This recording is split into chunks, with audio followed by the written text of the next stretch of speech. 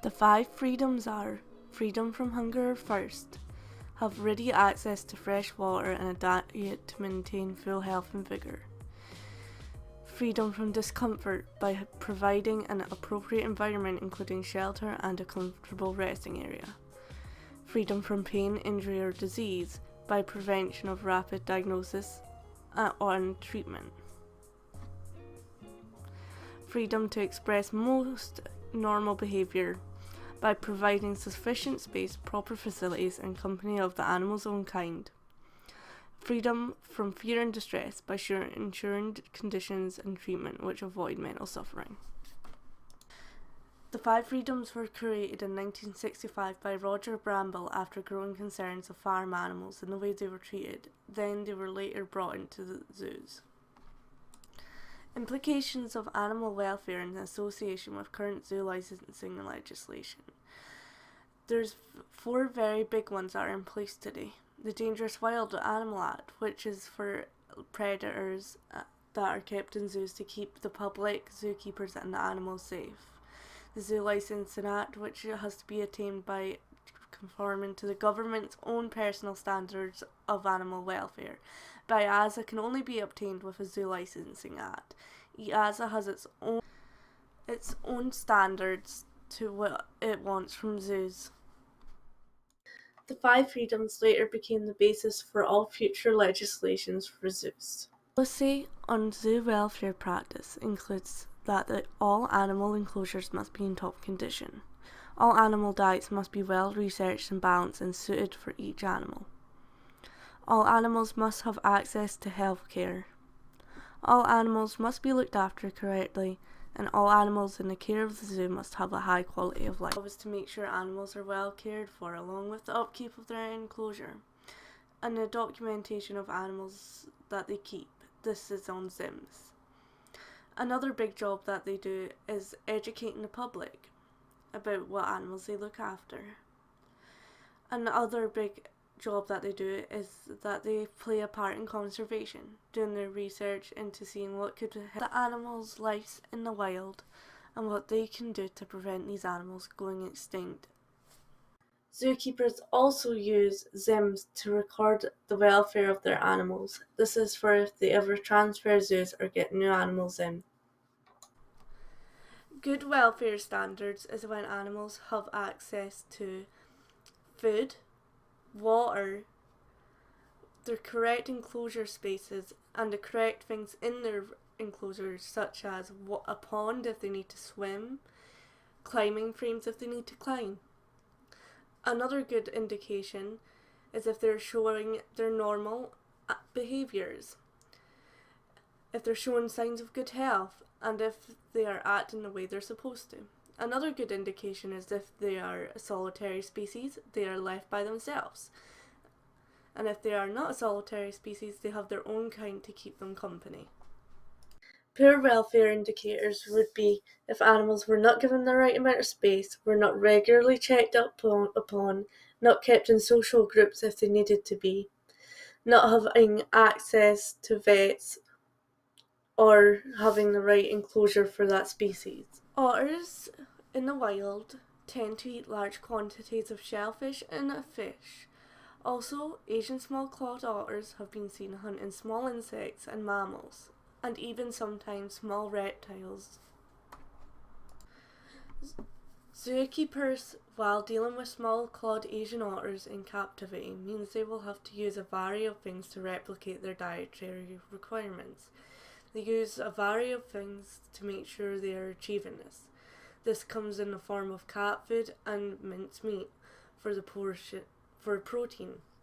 And they will use fish such as rainbow trout and shellfish to still ensure they are still getting the same types of food they would in the wild.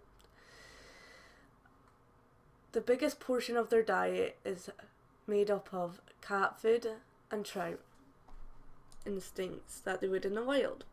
They will scatter feed to encourage foraging behaviour. They will put shellfish in their pond to encourage hunting as a pack and keep swimming as a main priority. They'll also use ice cubes, tunnels, and scenting things to keep them well stimulated and also encourage problem solving skills. They do this so otters won't become too reliant on zookeepers, because otters may become too reliant on zookeepers if zookeepers just hand them food. The incorrect care of an animal can lead to some uncharacteristic behaviours. I'll give 2 examples of this. My first one of a herbivore being a goat. If the goat isn't scatter fed, it might lose the will to graze. If it doesn't have enough room, it may become stressed.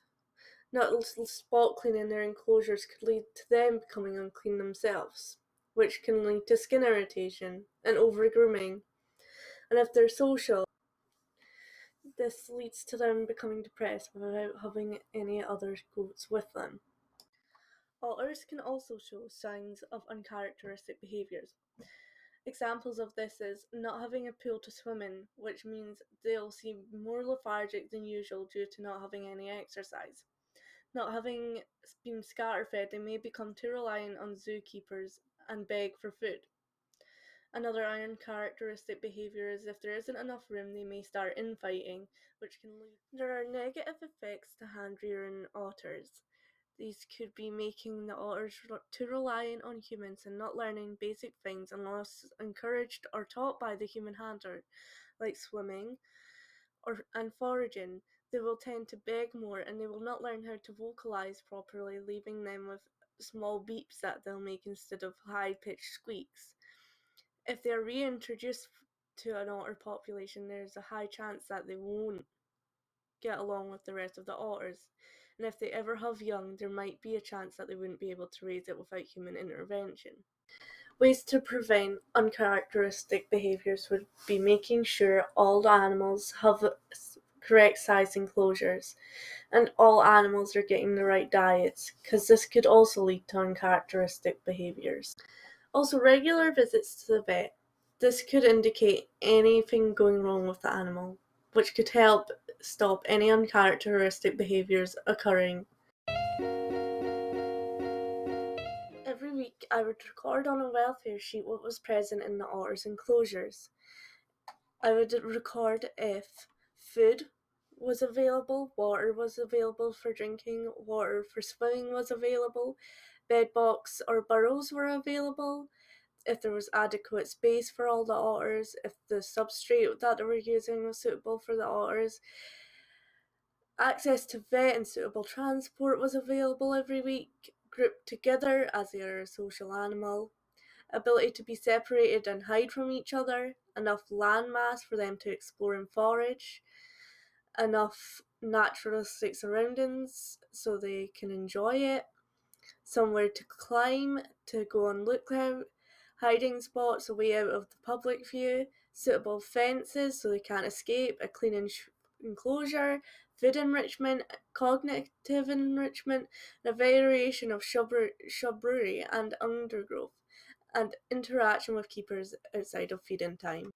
The steps attained by the zoo to ensure that the welfare conditions are always high for the otters include them going into spot check to make sure the enclosure is clean and that the otters are okay. They'll also walk around regularly so the otters interact with them outside of feeding times. They will also do daily checks of their houses to make sure there is enough hay for them when they go sleeping. They also check if the pool is clean for them and safe for them to swim in.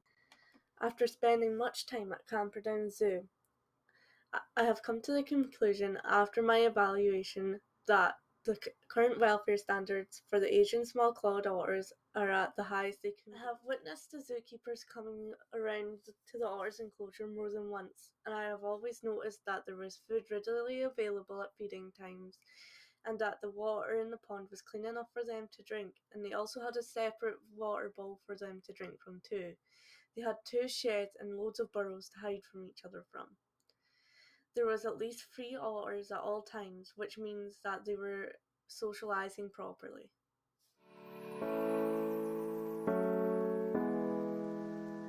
For our enrichment for the otters, it was just at the end of spring when it would be implemented. right at the start of summer. However, that meant the otters had not been using their pond for the last couple of months as it was winter and too cold for them to use. So we came up with the idea of making some sort of water enrichment to encourage them to forage in the water again and get them swimming. After observing the otters after a long time, we figured out it wouldn't be enough just to put something in the water. We thought about putting toys in the water and scented enrichment just to see if that would encourage them. But we came to the conclusion that won't be enough to encourage them to go in. So we thought of a way to implement food into our enrichment, and we decided to go with a log that had holes cut into it to store the fish in. For our enrichment, we decided to use food to entice them a bit more. We came to this conclusion using our efogram that we used 2 weeks before we put one in and 2 weeks after. We discovered that the otters were spending up to 18% of their time coming up to the fence and begging for food. So we decided to use... To make our enrichment, we had to get help from the college joiners. They helped us construct the enrichment to what we wanted. We showed them plans in class, and then they went ahead and started work for us. The end result came out really good, and I'm very proud of the work that they done. They were extremely helpful and even showed us how to do it so we could join in ourselves. At the end product, we were very happy with what the joiners produced for us. We were extremely happy in the way it turned out. We headed to Camperdown Zoo and asked the keeper to help us set it up. They provided us with rainbow trout to put inside of the enrichment, and we then headed over to the otter enclosure. We were warned that the otters may not use it, as they might be frightened of it. However, as soon as the keeper left, the otters dove right onto it. They used it for almost over half an hour until all the fish was eaten and they'd lost interest in it. Afterwards, they spent the rest of the day napping and foraging, and they were almost in the pool all the time once they woke up. It was really nice to see how much they enjoyed it. After the enrichment went in, we compared our epograms to see what had happened afterwards. To our surprise, the otters had begun swimming more, and they seemed to be foraging for food more in the water. This was a big difference because they would spend a lot of their time coming up to visitors in the hopes that they had food. It was good to see them playing with each other instead of spending most of their time at the fence hoping for food. And when they did get food from zookeepers, the first thing they did was go back and play. It was such an improvement, and I hope they can continue using enrichment like this to improve the otters' lives. It was such a good experience to see the otters change. As you can see on this comparison of data, it shows that the vocalizations of otters went down. This is due to the fact that they were swimming a lot more and foraging a lot more, and they weren't coming up to the fence to beg for food. This actually went down by 16%, which is a large amount. They spent more time swimming and foraging than before, which was a big improvement in what we were hoping for. That means our enrichment was a success.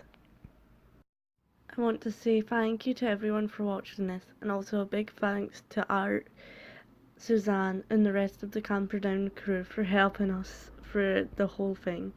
I also want to say thanks to all my lecturers for helping me. I hope you've enjoyed watching this and that you've learnt some things today.